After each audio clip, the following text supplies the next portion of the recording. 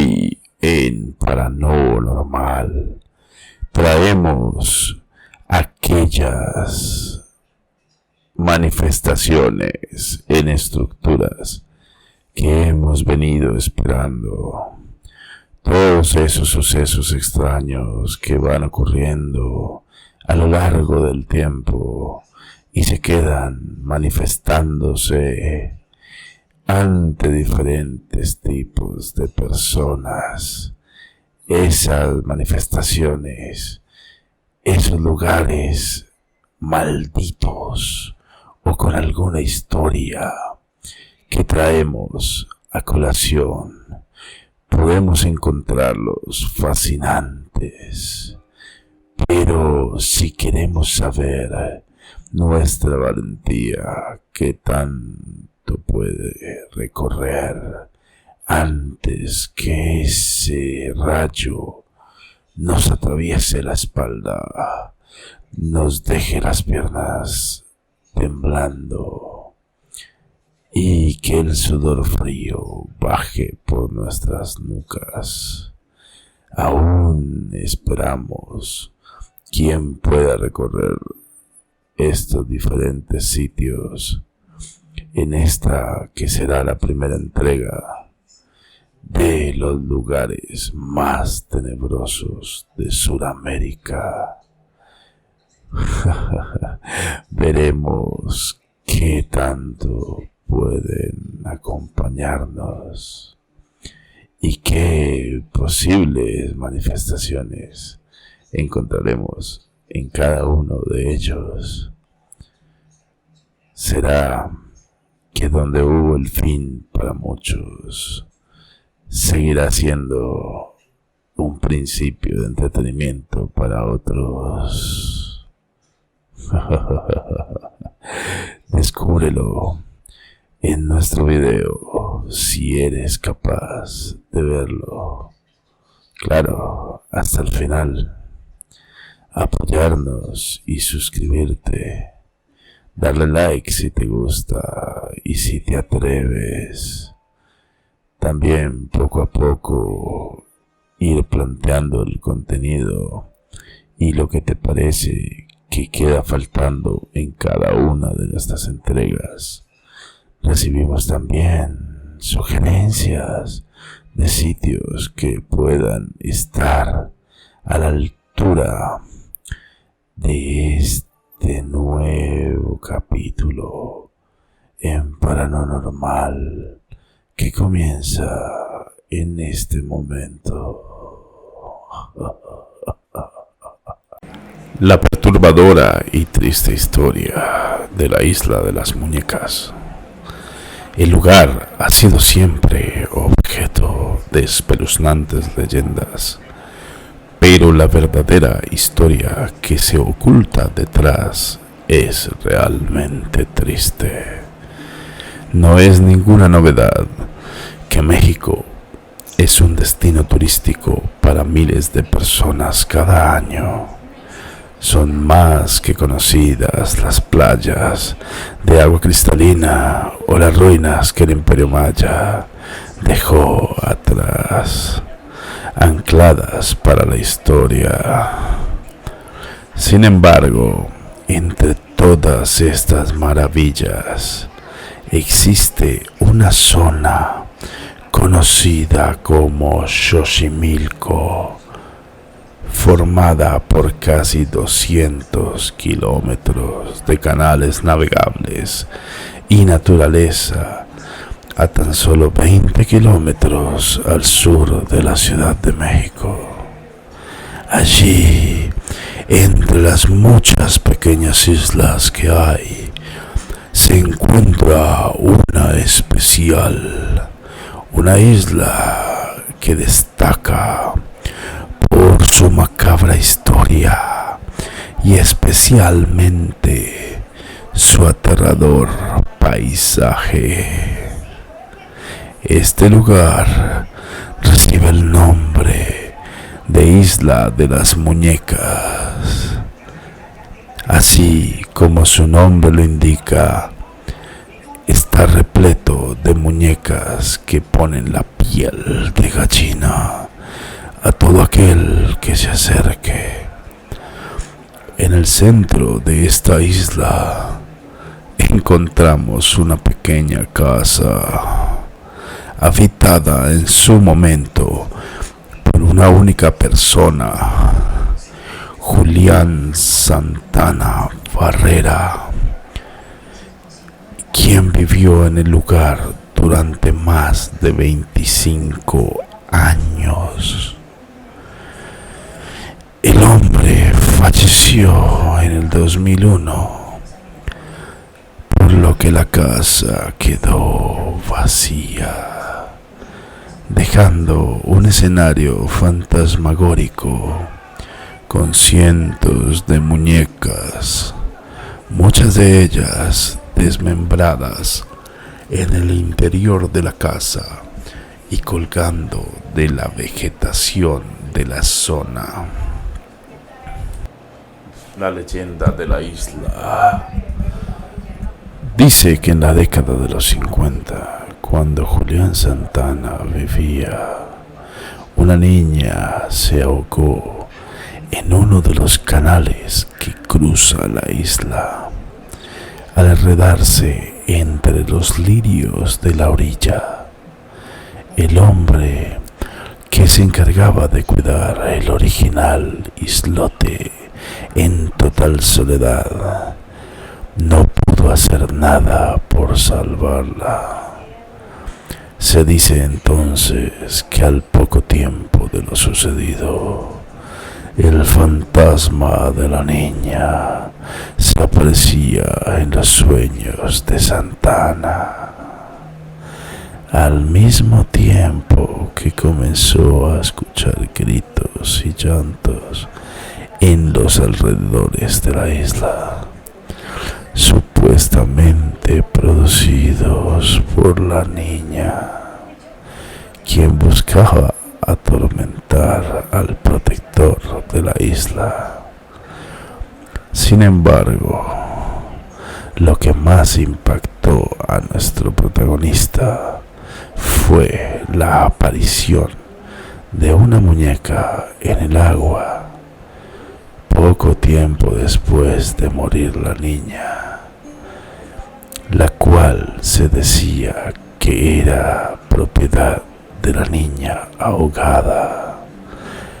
Ante el miedo por el fantasma de la niña y apenado por no haber podido salvarla, Julián decidió proteger su casa con muñecas de todos los tipos y tamaños, funcionando como guardianas.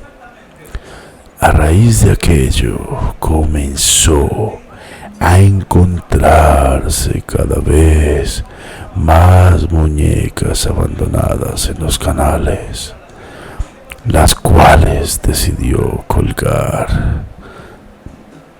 Así pasó de unas pocas a más de 1500. Evidentemente hablamos de muñecas abandonadas, por lo que su imagen infunde aún mucho más miedo. Muchas de ellas carecen de extremidades, tienen las cuencas de los ojos vacías, están sucias o podridas. Muchas personas consideran que esta historia no fue más que un imaginario ideado por él. Pero leyenda o no, el hombre acabaría sufriendo el mismo destino que el de la niña. En el año 2001, un envejecido Julián Santana se acercó hasta uno de los canales para pescar, acompañado de su sobrino. Allí le confesó a su familiar que había una sirena en esas aguas que pretendía llevárselo desde hacía mucho tiempo. En un momento, el sobrino fue a ver cómo estaba el ganado pastando por la zona. Pero cuando volvió a buscar a su tío, este yacía muerto, flotando en el río. La autopsia reveló que la causa de muerte había sido un infarto. Desde este momento, el lugar se quedaría con el nombre de la Isla de las Muñecas, un lugar en el que el silencio se entremezcla con la tragedia y el misterio.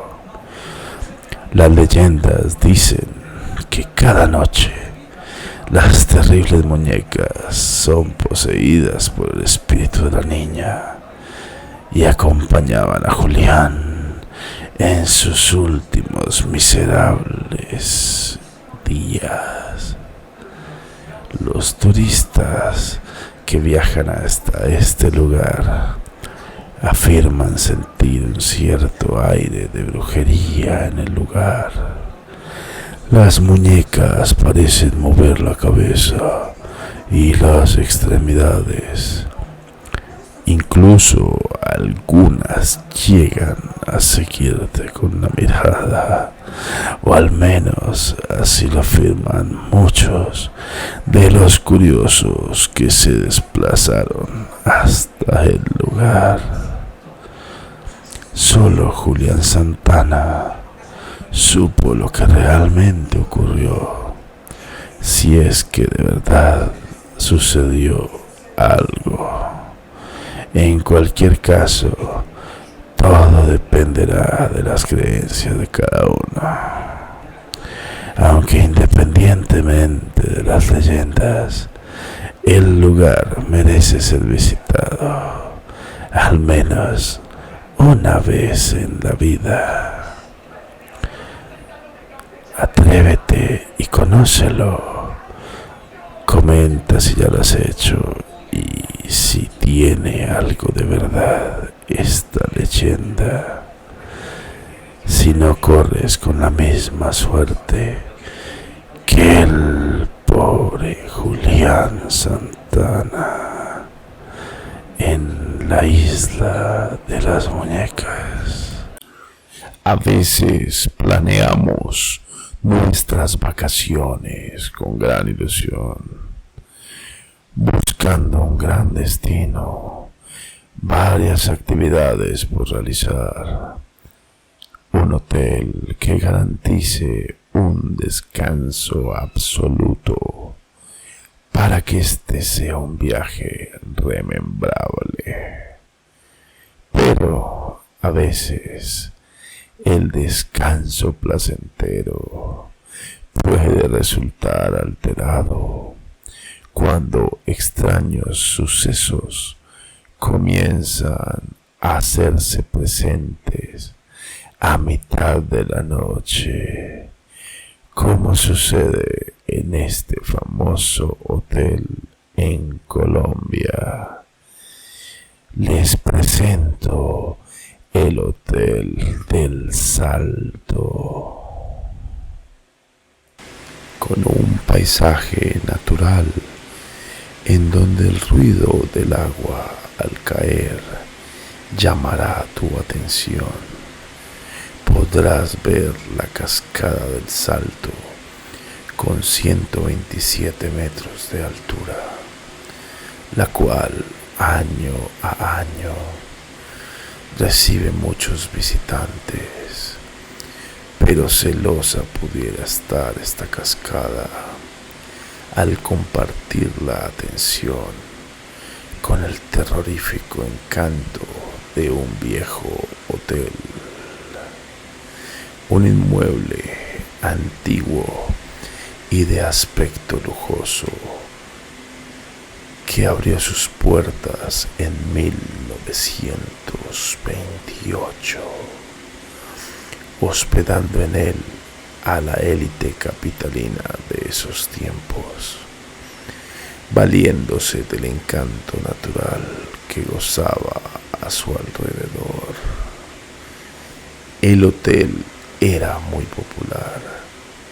Sin embargo, con el tiempo, sus visitantes dejaron de hacerse presentes y con el paso del tiempo y el fracaso del mismo, la soledad se hizo presente, comenzando a atraer solo a aquellos que deseaban terminar con su vida, alejados de todos. Este hotel se ubica a la orilla del acantilado, que fue el escenario perfecto para suicidas y aquellos que querían dar fin a su existencia, dando así el origen de diversas historias fantasmales y de algunas almas en pena que rondan por este lugar. Algunas de esas personas han afirmado que diversos sucesos paranormales ocurren ahí y por lo tanto se hace común escuchar los gritos desgarradores o el tronar de la madera como si alguien caminara sobre ella. Actualmente, este viejo recinto ha sido transformado en el Casa Museo Salto de Tequendama, Biodiversidad y Cultura, donde se puede apreciar la restauración del lugar, contando con algunas exposiciones artísticas y actividades culturales.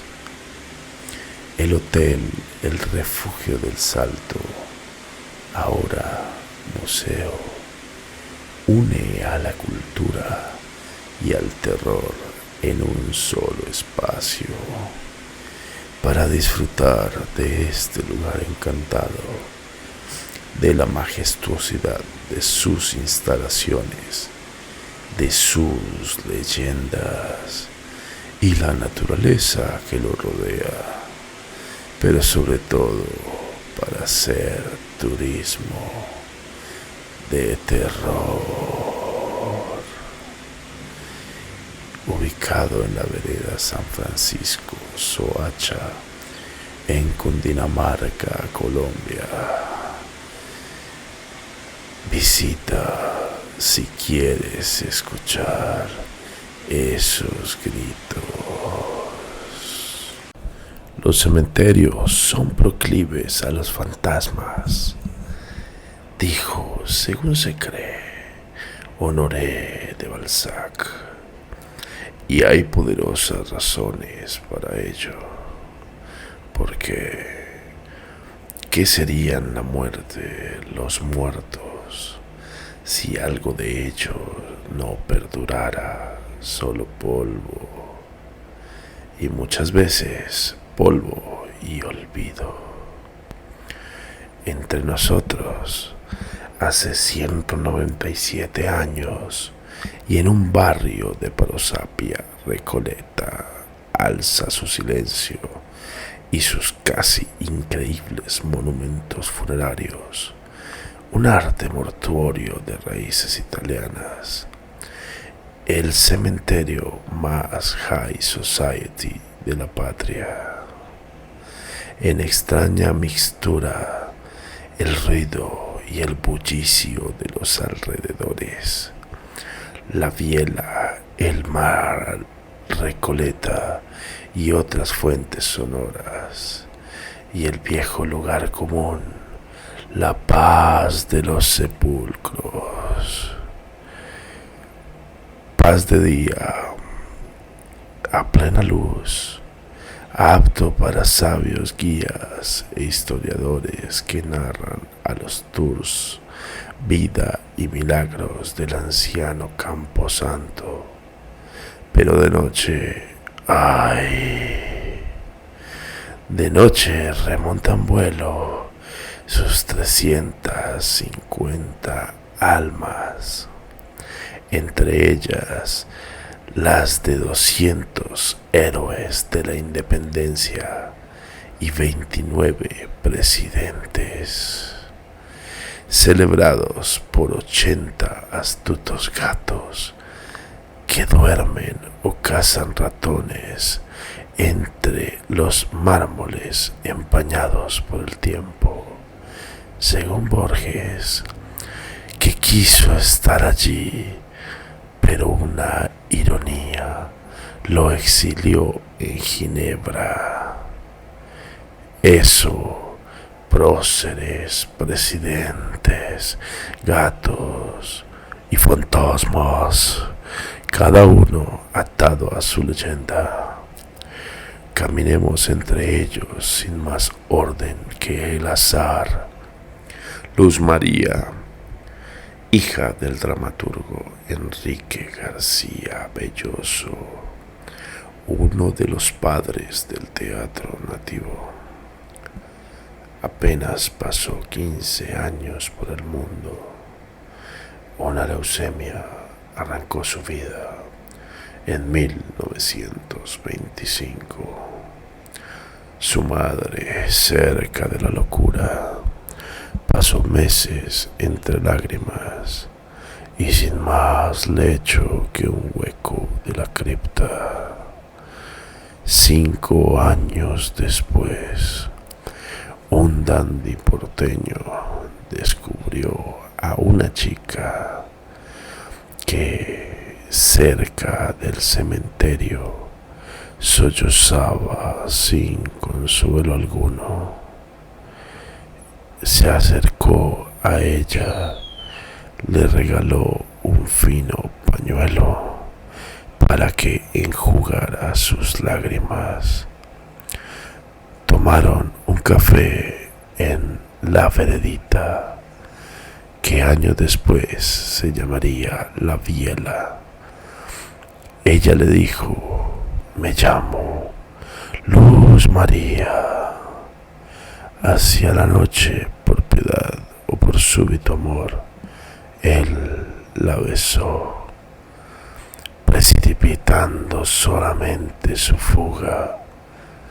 Tengo que irme, dijo, y al levantarse volcó los restos de su café en el saco del dandy, quien la siguió hasta que ella se confundió con la bruma. Desesperado, el joven golpeó con furia el lúgubre portón, hasta que apareció el cuidador nocturno, quien lo dejó entrar. Ambuló entre tumbas hasta que bajo el frontispicio, con el nombre de la niña y su estatua de purísimo y fino mármol, se encontraba su saco manchado de café. Entró en la historia del cementerio como la dama de blanco, y siempre hay una flor fresca y recién cortada entre sus manos.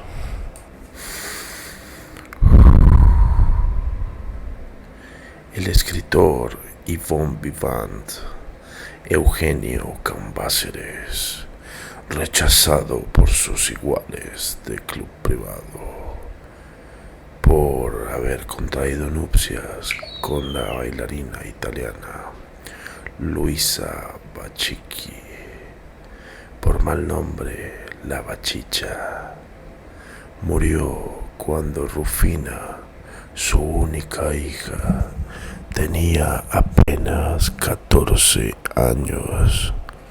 El último día de mayo de 1902, cuando la niña llegó a sus 19 años y en pleno festejo lanzó un grito que heló la sangre. Una de las mucamas la encontró. Estaba en el suelo, yerta y fría. Un médico invitado a la fiesta fue terminante. Síncope cardíaco, enunció. Al otro día la sepultaron en la bóveda familiar. Recoleta, naturalmente. Pocos días después, su ataúd apareció abierto y su tapa rota. Según la policía, un simple, aunque macabro, robo. Sin embargo, las costosas joyas que acompañaron al cuerpo seguían allí. Un botín que ningún ladrón habría despreciado. Luisa, la bailarina italiana, se estremeció de horror. La enterraron viva, aulló, e imaginó el cuadro. Rufina despertó de su letargo, rompió la tapa del ataúd, logró salir, gritando aunque nadie la oyó. No pudo abrir la sólida reja de la bóveda y el terror paralizó su corazón para siempre.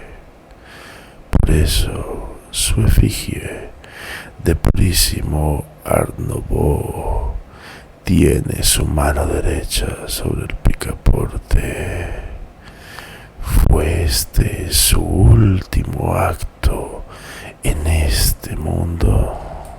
Se nos cuenta también que los esposos Salvador María del Carril, vicepresidente de Justo de Urquiza, y Tiburcia Domínguez eran agua y aceite, perro y gato, tirio y troyana. No se hablaban, se gruñían. Un increíble odio a lo largo de 20 años de matrimonio que detonó cuando él, en una carta abierta, les advirtió a los acreedores de Tiburcia las siguientes palabras: no pienso hacerme cargo ni de un peso de sus deudas. Al morir su marido, Tiburcia ordenó el más extraño de los mausoleos de Recoleta. Él debía estar en un sillón, mirando al sur, y dejó un expreso pedido para cuando llegara su hora. Quería que su busto se construyera de espaldas al caballero del sillón. Odio y venganza más allá de la muerte. Otro fantasma flotante, este sobre agua, no sobre aire, es el de Eliza Brown, la hija más amada del bravío almirante Guillermo Brown.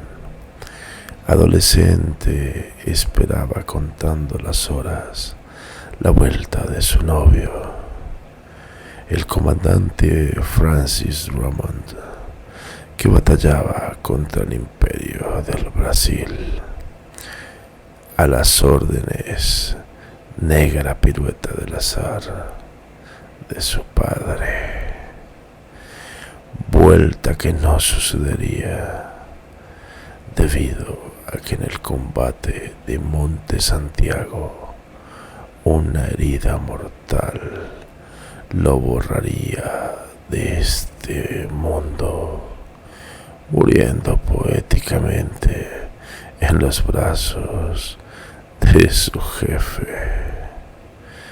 Ya en Buenos Aires, Brown, junto con la horrible noticia, le entrega a Elisa el reloj de Francis. Su última voluntad fue que lo tuvieras, le dice. Elisa, con apenas 17 años, quebrada y vestida de novia, se arroja a las aguas del Plata para encontrar el alma de mi amor. Escribe en una carta donde se despide. Sus restos duermen en una urna y en otra, algo detrás, están los de Francis. Las dos fueron fundidas con el bronce de uno de los cañones patrios. ¿Acaso el fantasma más extraño es de David Aleno, que no fue presidente, militar, cura, prócer, y cuyo bajo relieve no luce elegantes ropas de dandy? Extrañamente, el mármol lo muestra ataviado con rústica ropa de trabajo y sus herramientas: regadera, escoba, enorme candado con su llave, nada más ubicuo, porque David era uno de los cuidadores del cementerio y decidió no solo construir su propia bóveda, sino también morir muy joven para descansar en ella por la eternidad. No fue fácil. Desde 1881 hasta 1910 trabajó como un galeote, ahorrando incluso en comida para comprar el costoso lote. Sin embargo, faltaba lo más arduo: un arquitecto y 2 albañiles que la construyeran. Nada más alejado de su sueldo, pero indomable, decidió levantarla con sus manos, lográndolo a medias, porque otro escollo surgió. La administración del cementerio exigía cumplir ciertos cánones estéticos. Con los últimos ahorros viajó a Génova y contrató a un escultor local, un tal Canessa, para que terminara su sueño de la bóveda propia. Después del último golpe de cincel, David Aleno no quiso esperar el ciclo normal de la vida. Ávido por estrenar la singular morada, se suicidó con una infalible dosis de cianuro.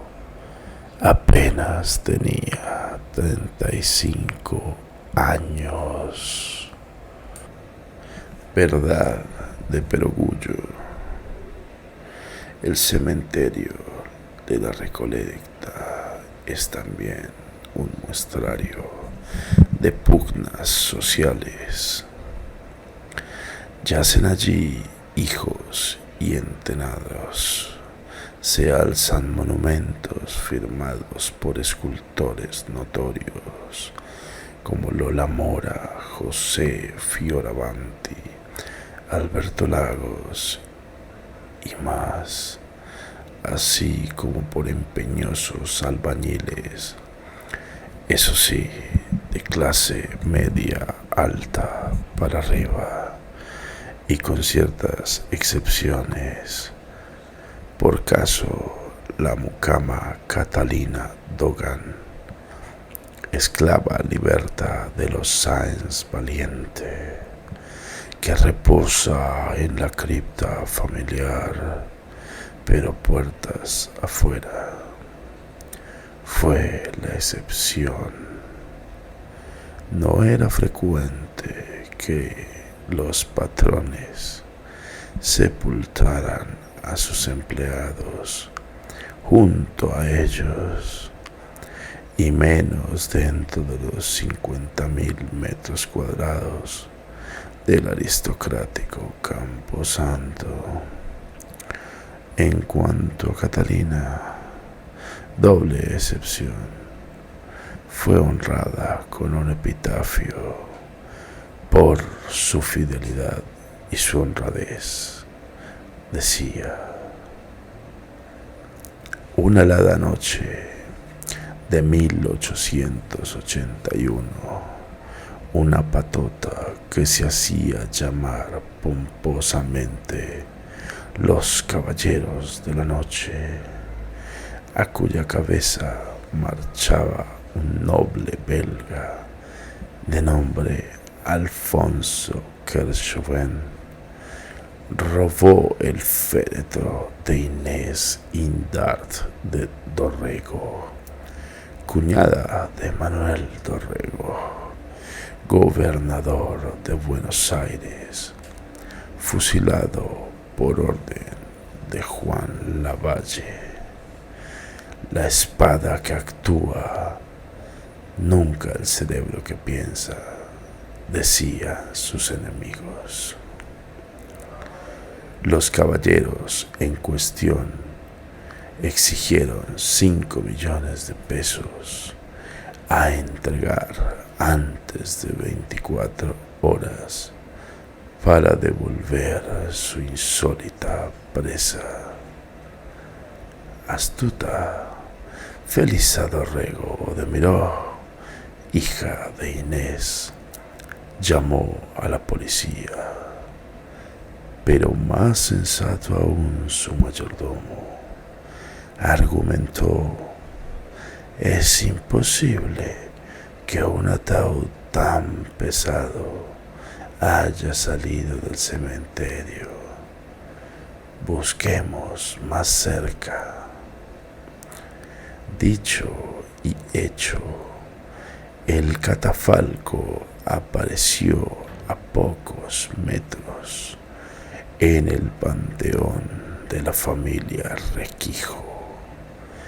Antes, el rescate fue pagado, pero con billetes falsos. Los absurdos caballeros nocturnos, libres de culpa y cargo. El robo de cadáver recién se incluyó en el artículo 171 del Código Penal.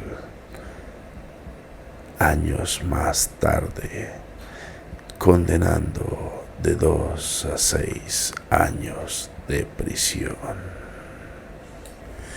Muerto sin sepultura es la impactante pieza teatral de Jean-Paul Sartre, estrenada en 1949. Tuvo un antecedente remoto en el cementerio de la Recoleta. 1880, año en que una serie de reformas improvisadas y gruesas metidas de pata, esfumaron tumbas y documentos con los nombres de sus impasibles moradores.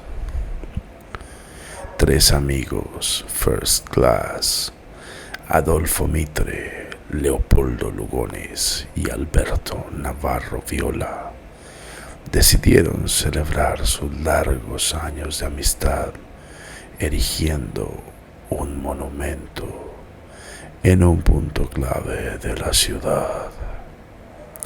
El municipio se negó. Ergo fue construido en la Recoleta, portones adentro. La inauguración fue rodeada de discursos, regada de champán y matizada con ingeniosas bromas. Pero poco duraron el placer y la posteridad. Por causas diferentes, los 3 murieron 9 meses después. ¿Qué hace allí esa escultura? Una bella mujer acariciando la cabeza de un perro. Ella es Liliana Crociati, hija de un poeta y pintor italiano. Apenas casada, luna de miel en Innsbruck, Alpes austriacos. Era 1970. Ella de tan solo 26 años recién cumplidos. Y una mañana, mientras la pareja estaba todavía en el hotel, un brutal alud de nieve y roca arrasó con el lugar. Liliana murió asfixiada. Créase o no, ese mismo día, en Buenos Aires, murió Sabú, su perro. Por eso su escultura de bronce la muestra así, vestida de novia, ataviada con un sari rojo que compró en la India.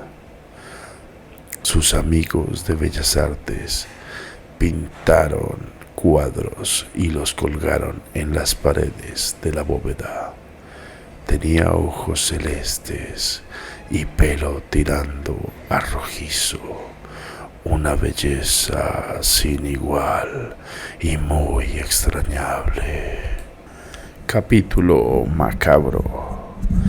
En 1953, un sujeto llamado Germán Fernández Alvariño, político, mediador influyente, ligado a los servicios de la Marina, que se hacía llamar Capitán Gandhi, entró de rondón sin permiso al cementerio y en el mausoleo de la familia Duarte, donde se halla Eva Perón, le cortó la cabeza a Juan Duarte, el disoluto hermano de la mujer leyenda, muerta el 26 de julio de 1952, y se la llevó a su despacho como un sombrío trofeo. En adelante hacía gala de su bestial operativo delante de sus colegas de la Marina. Abría la heladera y le decía a la cabeza: «Dale, Juancito, contanos todo lo que sabes». Este episodio monstruoso que interrumpió Alejandro Agustín Lanús obligó al supuesto capitán Gandhi a devolver el siniestro botín al nicho de donde fue robado.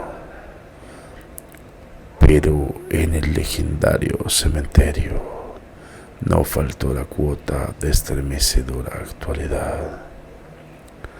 El 14 de noviembre de 2018, dos anarquistas, Anaí Esperanza Salcedo y su pareja Alberto Rodríguez, hicieron estallar una bomba casera en la tumba del coronel Ramón Falcón, jefe de la policía de la capital, luego llamada Federal, asesinado el mismo día de 1909 por el anarquista Simón Radovítsky en venganza por la represión contra una manifestación obrera el primer día de mayo del mismo año.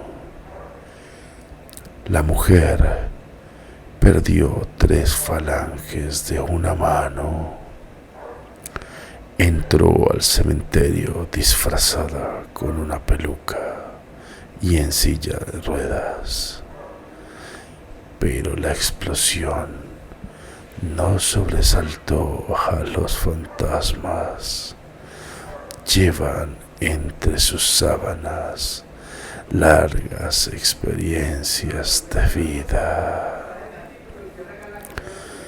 ¿Qué te parecen estos relatos? ¿Serán verdaderos? Quisieras comprobarlo y ver en la hora muerta si es real lo que se dice de este cementerio. Veremos próximamente, previo a nuestro descanso, cuál será la realidad. Cuéntanos tú también, ¿qué opinas de todo esto?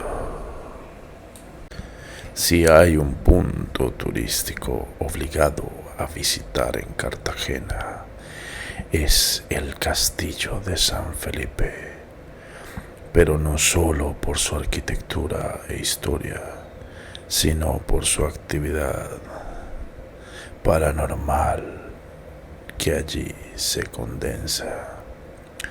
Y todo porque hacia el año 1657 decenas de africanos llegaban en barcos para ser esclavizados por los españoles. Se dice que dentro de este lugar sufrían todo tipo de maltratos y torturas, donde se derramó bastante sangre y abundaba el dolor. Por eso su actividad paranormal es de las más fuertes. En las noches, dentro de los túneles, es impresionante la actividad que se mueve, afirma un experto.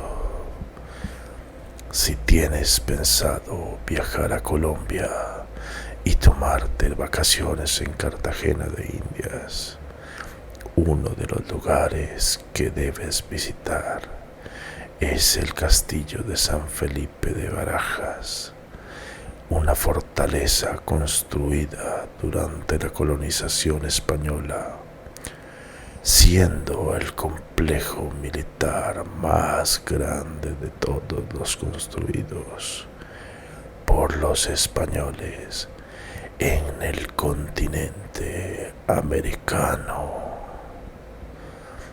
Esta gran fortaleza, lugar declarado Patrimonio de la Humanidad en el año 1984, junto al centro de Cartagena de Indias y al conjunto de fortificaciones cerca a esa localidad por la UNESCO.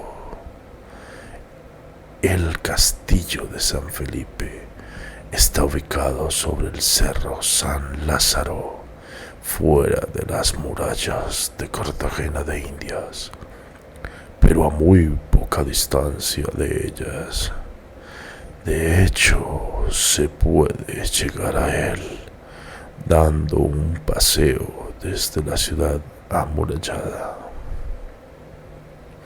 Esta fortificación tardó más de un siglo en ser construida, iniciándose en el año 1536 y terminando en 1657. Su finalidad era de poder observar con mayor facilidad las continuas invasiones y ataques que sufría la ciudad a manos de ejércitos y piratas ingleses, franceses, y así poder defenderse de ellos. A lo largo del tiempo ha resistido una gran variedad de ataques, siendo uno de los más famosos el sufrido a manos de los ingleses en 1741. Ese año, Edward Vernon atacó Cartagena de Indias con una armada que superaba los 27,000 soldados, 186 navíos de guerra y 2,000 cañones. Sir Vernon no consiguió su objetivo. El español Blas de Lezo, con tan solo 3,600 hombres y 6 barcos, consiguió vencer a la armada inglesa en una de las gestas heroicas más espectaculares de la historia militar. A base de ladrillo y roca fue creada esta estructura que hoy en día es considerada como una de las mejores en cuanto a estrategia militar se refiere. Prácticamente impenetrable, ha hecho que se mantenga en pie a lo largo de los años, a pesar de los numerosos ataques que sufrió la ciudad. Esta fortificación colonial es una de las más sólidas de las que actualmente se mantienen en pie y de las que más ataques aguantó a lo largo del tiempo. Fue construido sobre una base triangular, formando una especie de búnker geométrico. Esta fortaleza consta de una importante serie de murallas con bases muy amplias, haciéndose cada vez más angostas al llegar a los niveles superiores. En cuanto a los bloques de piedra, se dice que fueron extraídos de los arrecifes coralinos que se encontraban en las costas aledañas. Algunas leyendas cuentan que los bloques de piedra fueron pegados con calicanto y sangre de buey. Incluso hay mitos en los que también mencionan la sangre de los esclavos negros, lo que enriquecería más esta actividad paranormal y el enojo de ellos. La construcción de las murallas no se realizó de forma perpendicular al suelo, como es habitual en la gran mayoría de fortificaciones, sino inclinadas hacia el interior para que las balas enemigas de cañón causasen menos daños. En lo que se refiere a los cañones, llegó a tener un total de 63 cañones ubicados en diferentes baterías, en puntos estratégicos, apuntando a la bahía para prevenir la invasión por agua de embarcaciones enemigas. Además, cada batería apuntaba a otras baterías, de manera que para tomar y asegurar cada una de ellas era necesario hacerse con el control de todo el complejo militar. El castillo posee cárcavas que se crearon con la finalidad de atrapar en ellas a cualquier intruso que intentara escalar las murallas. Del mismo modo, cuenta con un sistema laberíntico de túneles subterráneos, por lo que las tropas podían moverse sin ser vistos por los enemigos, además de servir para poder realizar emboscadas cuando el enemigo lograba colarse en ellos. El sistema de túneles está diseñado de tal manera que era una trampa mortal para los enemigos. Estos tenían que entrar en ellos para llegar a los niveles superiores y se encontraban con pasadizos estrechos, repletos de recovecos donde se escondían los defensores, desniveles y un trazado por el que es muy fácil perderse y desorientarse. Todo con el objetivo de facilitar las emboscadas. La cantidad de sangre derramada en cada una de estas defensas forma parte de toda esta actividad. Esta gran fortaleza dispone de cuarteles bajo tierra con capacidad para albergar hasta 350 hombres, armas y alimentos para sobrevivir un asedio de varios meses. En la actualidad es un lugar donde se puede visitar cada uno de los rincones de este imponente castillo,